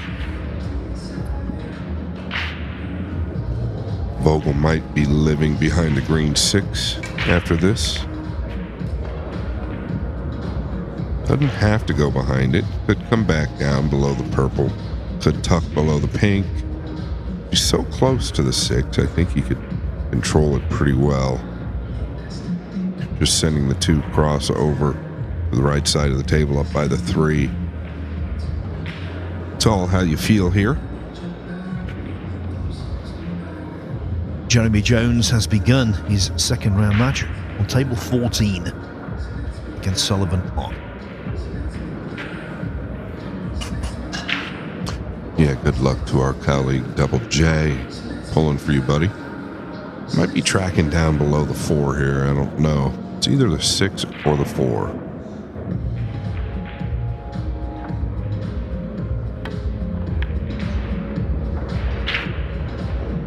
Well, in a spirit of full disclosure, we're pulling for JJ for 2 reasons. 1, obviously there's a support factor, but 2, if he were to win, he'd be in winner's qualification, and that isn't until tomorrow, so he could do some work. That's really why I feel. Yeah, 2 reasons. I think I got them the opposite way around in terms of priority.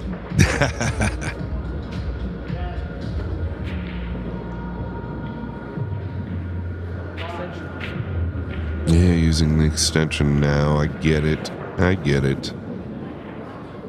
Feel like you've kind of been hit by a tornado. It's 8-3. Last blinked, it was 3 apiece and struggling on both sides. So nice. A little unfortunate. You know, in these instances when you've got a young player who's well behind and things haven't gone well for them, you often hear commentators say, well, he'll learn from the experience. That's true, but at the time you feel terrible. The player feels terrible because Vogel knows he can beat anyone. It's a great point. I was actually just thinking about it. You know, Felix could easily do this exact same thing to Kledio. Just happened to go Kledio's way, and credit to him. But not beyond a shadow of a doubt, Felix could do the same thing. The other commentary line I don't like, when you've got a player who's been knocking at the door but is yet to break through, they say, but his time will come. Well, there's no guarantee it will. There's loads of people who've come up short and never quite done it. That's the point. That's why sport is so intriguing to watch. 2 in the side. I thought the 5 might spoil the party. It does not. Yeah, he ended up just staying aggressive here and attacking. Can't fault him. Probably a little better than 50% to make it. This shot here for me in my career was always as tough as the one he just made. It's kind of a blind ball. He's got to find a gap here, so probably back and forth to the second rail.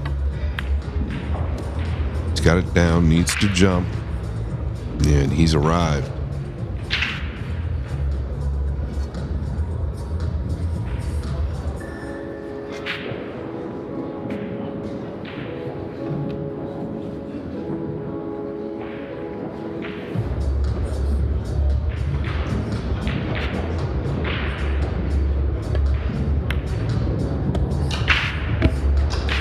That thick, he just about toppled in. Must be emphasised that this is not the end of Felix Vogel's tournament. He will go to the one-loss side where he will be a danger. Now, Kledio Kaci fast closing in on a spot in winners' qualification. Yeah, do you check this off the second rail? Yeah, that's what he's done. He drag checked it with a low inside. A lot of great players will kind of bend it with a high inside. There's a look at the fan base. They've been here since the beginning as well.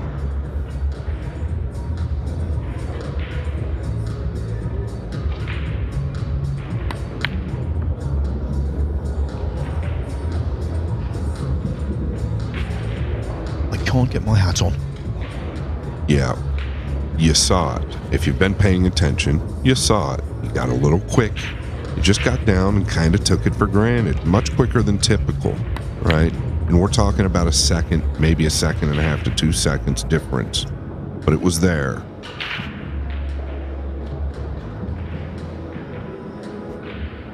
Biado has just made it 6-6 against Boris Ivanovsky. Can Felix Vogel extend the match after that error out of the blue on the green by Kaci? Is he just going behind the 8 here? Okay.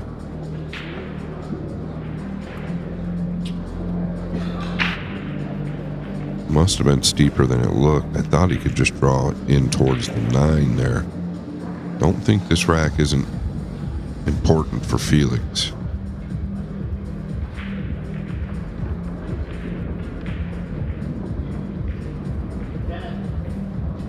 Down to 10 seconds. A lot of wasted time up top.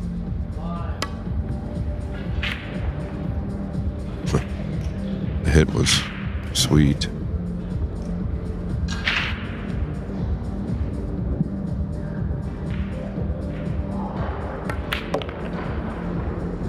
Yeah, the hit was sweet, but losing this rack is going to be sour. Sour for Kaci. He was on the verge of victory. No need to panic yet. But if Vogel can get another couple of racks, the heat will be on the Albanian. It's 8-4 when it was heading towards 9-3.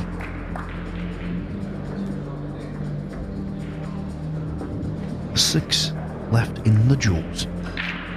Francisco Sanchez Ruiz 2-0 up on Met Vergara. I can tell you Alex Pagulayan just won the first rack from Hunter Lombardo on table 3. That's part of the streaming service. 1, 2 and 3 tables on WNT.tv. Sullivan Clark has taken the opening rack from our pal Jeremy Jones. I did confirm that Boris Ivanovsky and Carlo Biardo were tied at 6-6. James Blackburn has come through his losers round 1 match against Rajman Parley at 8-4. Robert Hart, congratulations to him, beating Eric Withrow 8-3. Joseph Landy on the hill against Lance Coleman at 7-2. Fitim Haradinaj, what a struggle he had to avoid going 0-2 and out of the tournament. Kosovo's leading player beat Win Haidang Hill 8-7. Now let's take a quick look over at table 2, where Francisco Sanchez Ruiz, he hustles and bustles around the table, and he's going to take a 3-0 lead, it seems, very quickly.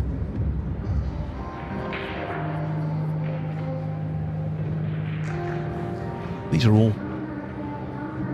the matches on tables 1, 2, 3 and 4. They're all on the winner's side, so they are races to 9. So when this 9 ball goes in, we'll take a look at table 4, where Carlo Biardo is trying desperately to stave off the resilient challenge of Boris Ivanovsky. So 3-0 FSR. Let's take our journeys over to table 4. Biardo's just played a safety off multiple rails. The story of this match, well, we've seen a number of important racks. Just got the impression, though, that Ivanovsky might have missed the boat because he had a chance to make it 7-4, didn't take it. And now it's all tied up again.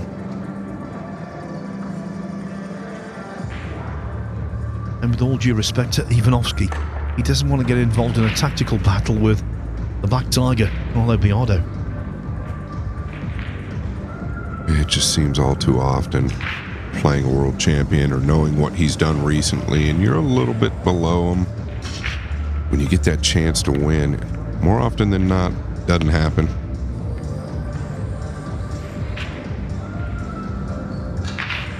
The pot on the 3 is not easy. Shape on the 4 most certainly isn't. So we'll go back to table 1 now to see if Felix Vogel can extend this match further and place Kledio Kaci under what you might say is unnecessary stress. Yeah, I think the break might have been at a good time as well. Not that there was any type of rhythm really happening yet for Felix.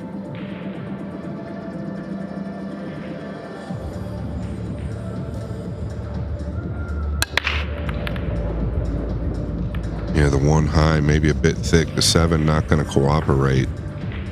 We're going to get another look. I'm thinking he caught, he just caught these a little thick.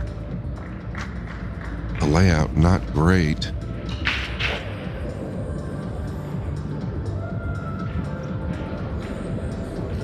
Guess I should say the spread isn't great. You can kind of tell when they're mishit and how the spread turns out.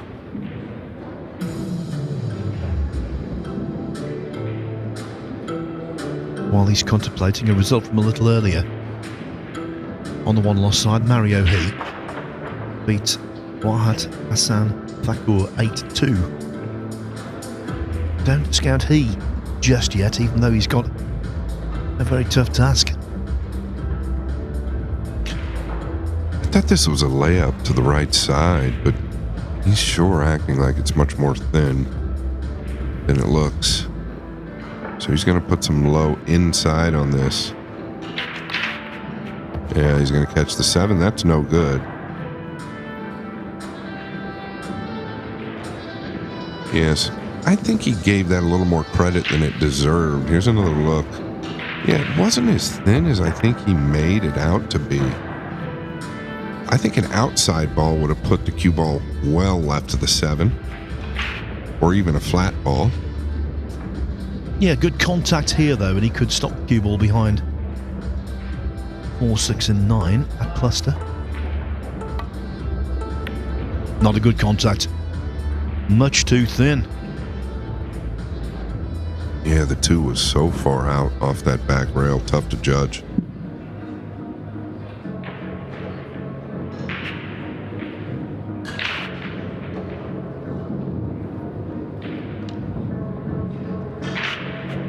Yeah, you just stay high here and take the cut on the 3, and that's what he's going to do. Pretty mature play here.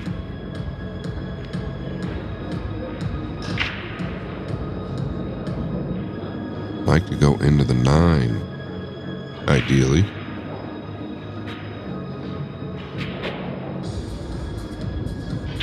Preferably our right side of it.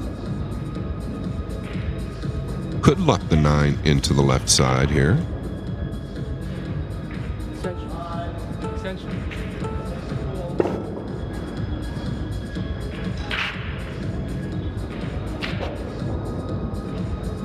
Jeremy Jones back on level terms with Sullivan Clark at 1-1. Yeah, and that's big for JJ. He starts out slow.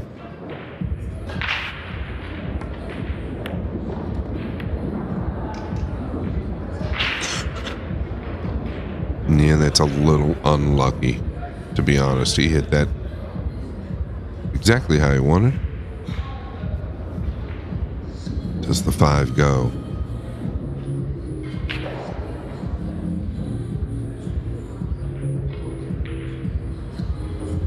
You could glue him up to the 6 here right now if the 5 is tough.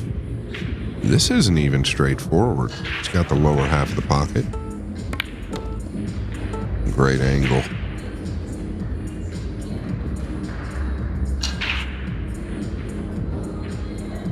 Looks to be good here.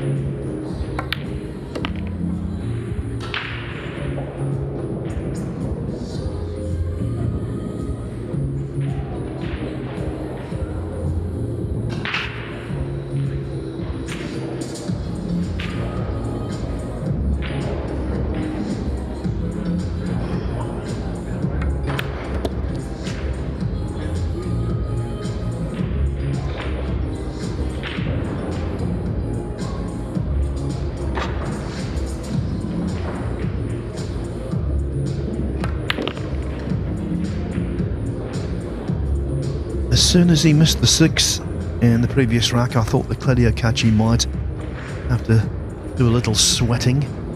That's definitely the case. This is going to be for 8-5. In the 9 goes Felix Vogel, not out of this yet. 4 consecutive racks for him, very much within his capabilities. On table 4, Boris Ivanovsky has just scratched. So I think Bjardo's got ball in hand. And he's looking with ball in hand to kind of thread the needle, Phil. Maybe go towards the brown. Play the pink in the lower left.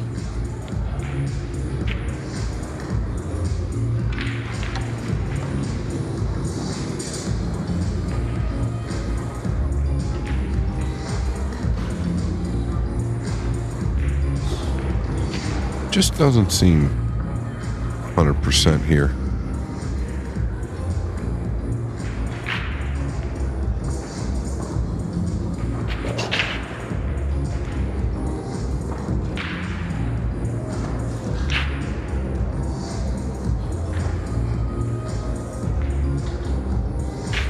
Got to trust your swing, right? You know that you catch a piece of the 9, you could scratch.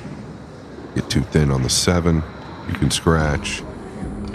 You just have to trust this line that you find and commit.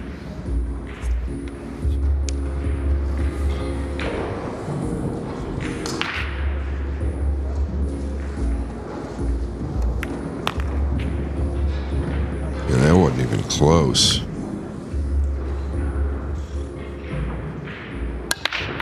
From ball in hand to trouble in one easy stroke.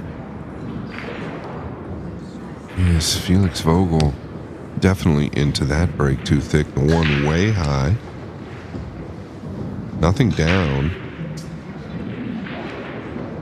The 9 came out as well.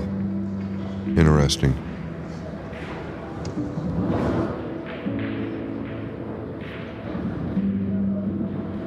Weight up the side pocket there. It's pretty thin. Looking at the upper left now. This match approaching the 2-hour mark. And potentially there's still quite a lot of pool to be played. Yeah, who'd have thought?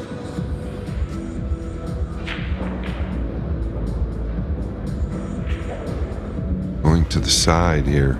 Extremely thin. Oh, he used an inside. Very, very good. Wrapped around the top left corner. Felix knows this could be the end of the A side. Here's another look at that break. Too thick again.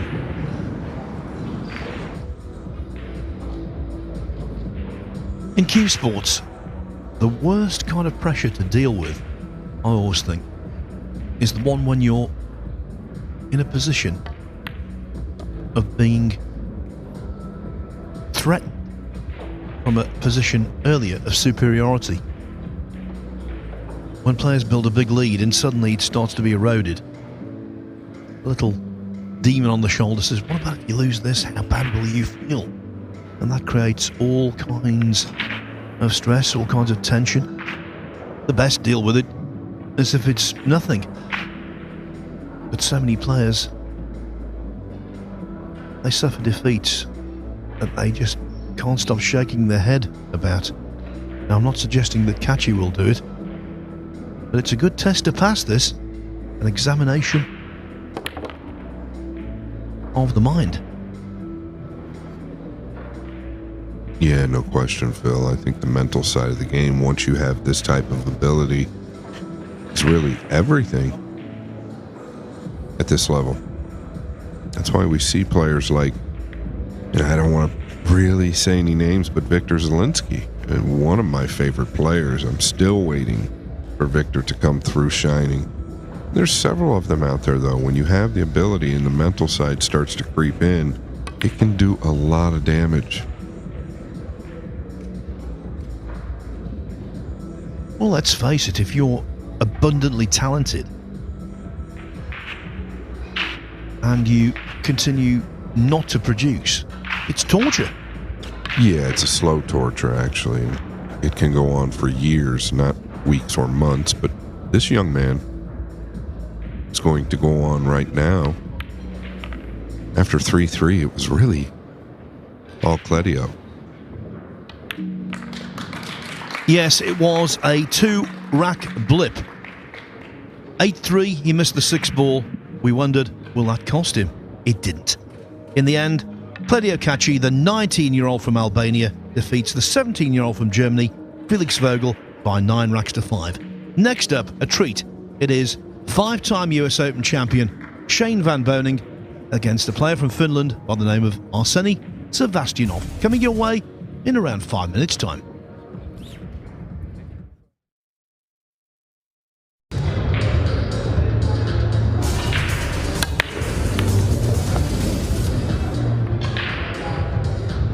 New era begins. Game on with LiveSB.io. Big moments meet old partners. That's why Matchroom welcomes LiveSB.io, our official new sponsor for the World 9-Ball Tour. LiveSB.io brings cutting-edge sports entertainment to fans all around the world. Fast, smart, global.